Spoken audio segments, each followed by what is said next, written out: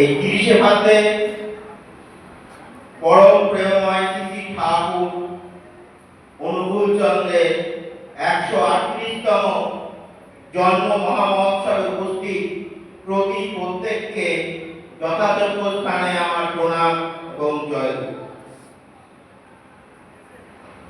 আমরা যখনই অবতার নিয়ে কিছু কথা বলি তখন ভগবান শ্রীরাম বা কৃষ্ণ বা গৌরাঙ্গ মহাপ্রভু এরকম নাম বলি, বিভিন্ন সময় বলি। তারা অবতার যে সময় এসেছিলেন সেই সময় উপযোগী কিছু শিক্ষা আমাদের দিয়ে গিয়েছিলেন। ভগবান রামচন্দ্র যখন এসেছিলেন সেই সময় তিনি দেখিয়েছিলেন কিভাবে পিতার এক আদেশে সমস্ত সাম্রাজ্য ছেড়ে, পিতা যেহেতু কথা দিয়েছে তার জন্য সবকিছু ছেড়ে 14 বছরের জন্য বনবাসে চলে যেতে হয়। সেই সময় মাতা সীতা পতি ধর্ম পালন করার জন্য, মানে স্বামীর ধর্ম পালন করার জন্য তার সাথে গিয়েছিল এবং তার অনুজ ছোট ভাই যাতে যাওয়ার কথা ছিল শুধু ভগবান শ্রী রামচন্দ্রের বনবাসে, কিন্তু তার সাথে চলে গিয়েছিলেন লক্ষণ।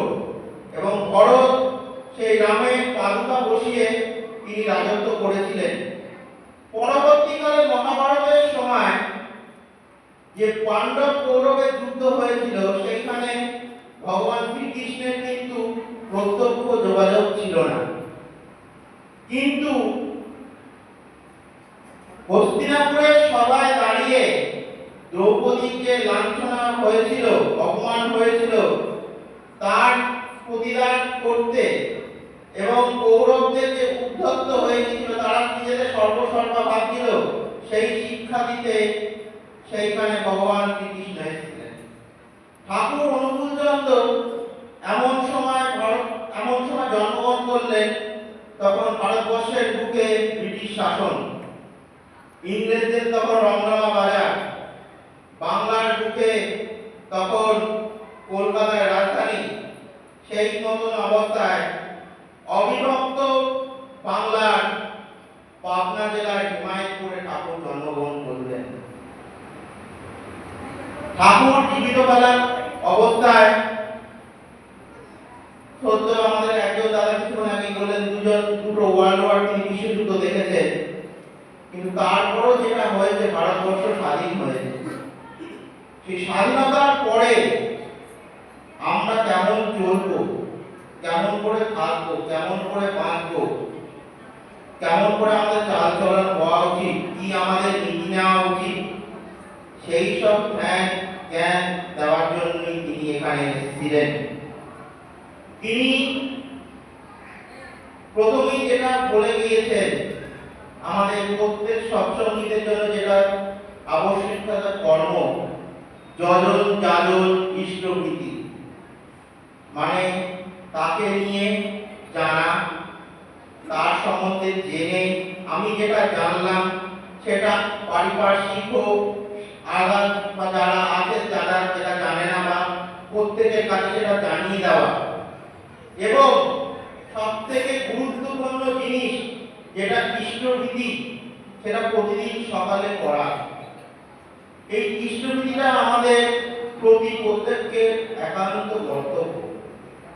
আমরা যখন বাড়ি থেকে বেরোই আমাদের বাবা মাকে প্রণাম করে বেরোই, বা মাসের টাকাটা যখন সরকারি টাকাটা পাই ব্যাংকে ঢোকে, বা দিনের রোজগারটা যেটা করি নিয়ে এসে বাবা মায়ের কাছে তুলে দিই। কেন তুলে দিই? কারণ তারা হচ্ছে বয়োজ্যেষ্ঠ, তারা সংসার চালায়, বাবা মায়ের হাতে সে টাকাটা তুলে দিই যাতে তার সংসারটা ঠিকমতো চালাতে পারে। কারণ আমরা মনে করি আমাদের জন্মের জন্য যারা সব থেকে যাদের জন্য কৃপায় আমি এসেছি সেটা হচ্ছে আমাদের বাবা মা। কিন্তু আমরা আমার দাদু দিদাকে চিনি, ঠাকুরদা ঠাকুমা বা তার পুরুষদের চিনি, কিন্তু আমাদের উৎপত্তি কোথা থেকে, মানব জন্মের উৎপত্তি কোথা থেকে, সেইটা যদি জানতে হয় তাহলে সেইখানেই হচ্ছে আসল বিজ্ঞানের উত্তর দিতে পারে না যে মানুষের উৎপত্তি কোথায়। সেই উৎপত্তি আমরা আদি অকৃত্রিম কাল থেকে শুনে এসেছি, কেউ একজন পরম পিতা আছেন, তিনি সবার অলক্ষ্যে থেকে সবার মঙ্গল কামনা করেন। যখন আমরা গুরু বন্দনা করি তখন বলি গুরুই ব্রহ্মা গুরুই বিষ্ণু গুরুই দেব মহেশ্বর গুরুরেব পরম পরম তস্মৈ শ্রী গুরুবে নমঃ। মানে গুরুকে আমরা সেই স্থান দিয়েছি। আলাদা করে তিনি ব্রহ্মা বিষ্ণু মহেশ্বর শিব নারায়ণ বা ব্রহ্মা কাউকে ডাকতে পারেননি। তিনি একজন, এবং তিনি আমরা সকালবেলা যখন ইষ্টভীতি করছি সেখানে আমরা একটা লাইন বলি, তোমার দয়ায় লোভিতি জনম। তিনি দয়া না করলে আমরা কিন্তু কোনো কিছু করতে পারতাম না। এই যে আজকে উৎসব হচ্ছে, সকাল থেকে কালকে থেকে বৃষ্টি ছিল, মাঝখানে কিছুক্ষণ রোদ হলো, শুকনো হলো, তারপরে আবার বৃষ্টি, এমন তুমুল বৃষ্টি যেন মনে হচ্ছিল আর এই বৃষ্টি থামবে না। গত বছরে এরকম একটা বৃষ্টি আমাদের কৃষিবাদে হয়েছিল, কিন্তু আবার তার দয়াতে সকলের সমবেত প্রার্থনায় যে বৃষ্টি থেমে গেল, লোক সমাগম হলো, ভান্ডারে প্রসাদ বিতরণ হলো, সবই হলো। এগুলো প্রকৃতি কারণ তো আমাদের অধীন নয়, আমরা তো প্রকৃতিকে কন্ট্রোল করতে পারি না বা কোনো কিছু করতে পারি না, কিন্তু একমাত্র তার দয়া ছাড়া কোনোদিনই কোনো কিছু করা সম্ভব নয়। বাতাসে যে অক্সিজেন আসছে, এর উৎপত্তি কি করে হচ্ছে সেটা আমরা সবাই কোনো না কোনো সময় বিজ্ঞান বইতে পড়েছি, কিন্তু প্রকৃতি যে একটা বিশাল বড় গবেষণাগার, সেটা কি করে হলো, সেটা প্রত্যেকই তার দয়া। তিনি দয়া না করলে কোনো কিছুই করা সম্ভব না। আমরা যখন দেওঘরের ঠাকুর বাড়িতে যাই, দর্শন প্রণাম করে আসার সময় আচার্যদেবের অনুমতি নিয়ে আসতে হয়। এমন অনেক গল্প আমরা বিভিন্ন সময় আলোচনা প্রসঙ্গে ইষ্ট প্রসঙ্গে শুনেছি। ঠাকুর হোক বা আচার্য পরম্পরায় যারা আছে, আলোচনা করতে গেছে বলছে একটু বস, একটু বসে যা, তারপর যাবি। তারপরে সে ইতস্তত বলছে, কিন্তু পরে জানতে গেল সে ট্রেন অ্যাক্সিডেন্ট হয়েছে বা প্লেন দুর্ঘটনা ঘটেছে বা কোনো বড় সর্পদংশনের বিপদ হওয়ার সম্ভাবনা ছিল।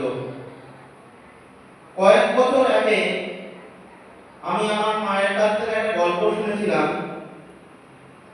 আমাদের এইখানকারই সুধাগড়পুর একটা গ্রাম, যেখানে আমার মায়ের আদি বাড়ি ছিল, সেই গ্রামের থেকে কয়েকজন ভক্ত দেওঘরের উদ্দেশ্যে যাত্রা করেছিলেন। তার মধ্যে আমার মায়ের মেজ জেঠুও ছিলেন। আমার দাদু তখন কাজ করতেন চিত্তরঞ্জনের রেল ওয়ার্কার্সে, রেলের কর্মী ছিলেন, চিত্তরঞ্জনে থাকতেন। তা সেই মেজ জেঠু মায়ের আমার সম্পর্কে দাদু হন, তিনি জানতো তার ভাই চিত্তরঞ্জনে থাকে, কিন্তু কোথায় থাকে কি থাকে ঠিকানা জানতো না, কোনো কিছু ছিল না। তিনি চিত্তরঞ্জনের পার দিয়ে যখন ট্রেন দিয়ে যাচ্ছে তখন বলছে, আমার ভাই এই চিত্তরঞ্জনে থাকে, আমার ভাই চিত্তরঞ্জনে থাকে।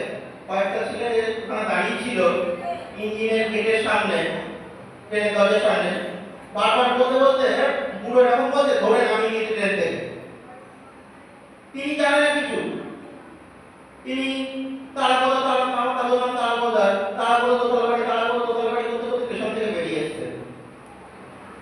একটা সামনে সৌভাগ্যক্রমে একটা বাস পেয়েছেন, বাসে উঠেছেন। বাসে উঠে সেখানে বলে, কোথায় যাবে? আমার ভাইয়ের বাড়ি তারাপদের বাড়ি যাবো। বলছে কি বলে, পুরো কিছু দূর যাওয়ার পর বাস থেকে নামিয়ে গিয়েছে। একটা সামনে গলি পেয়েছে, গলিতে সেখানে গিয়ে জিজ্ঞেস করতে করতে একজন পরিচিত একজন ছিল, যারা আমাদের পরিচিত ছিল, তারা বলে আচ্ছা ওই বাড়িতে চলে যায়। সেখানে গিয়ে ঠিক বাড়িতে ঠিক পৌঁছে গেছে। কি করে সম্ভব এটা? একটা মানুষের কাছে কোনো ঠিকানা ছিল না, জানতো না কি করে যেতে হবে, কি ছিল, শুধু গুরুর আশীর্বাদ। আজ থেকে এই ঘটনা 50-60 বছর আগে তারা হয়তো এত কিছু জানতো না। আমরা যে ইষ্ট প্রসঙ্গ করছি, কিভাবে কি করতে হয় না জানতো না, তারা হয়তো ওই ইষ্টভীতিটা করতো। যতদূর জানতাম তিনি সত্যই ছিলেন। ঠাকুরের আশীর্বাদ ছাড়া কোনো সময় এভাবে পৌঁছানো সম্ভব নয়। তাই তিনি কোথাও না কোথাও তিনি সবার মধ্যে মধ্যে আছেন। আমরা যখন প্রত্যেক মানুষের কাছে যাই, সামনের জনকে দেখা হলেই জয় গুরু দিই। কেন? তার মধ্যে ঠাকুর আছে, তিনিও প্রতি উত্তরে আমাদের জয় গুরু দেন। তাই প্রত্যেকের মধ্যে আমাদের ঠাকুরের বাস আছে। তাই ঠাকুরের যে ধ্যান জ্ঞান সেই সব নিয়ে আমাদের মাথায় করে চলা উচিত। এবং সব থেকে বড় কথা, আজকে এই দুর্যোগপূর্ণ আবহাওয়ার মধ্যে প্রত্যেককে যারা কষ্ট করে এসেছে, যারা আছেন, সবাইকে আমার প্রণাম এবং নমস্কার। জয় গুরু। এবার কীর্তন শুনবো।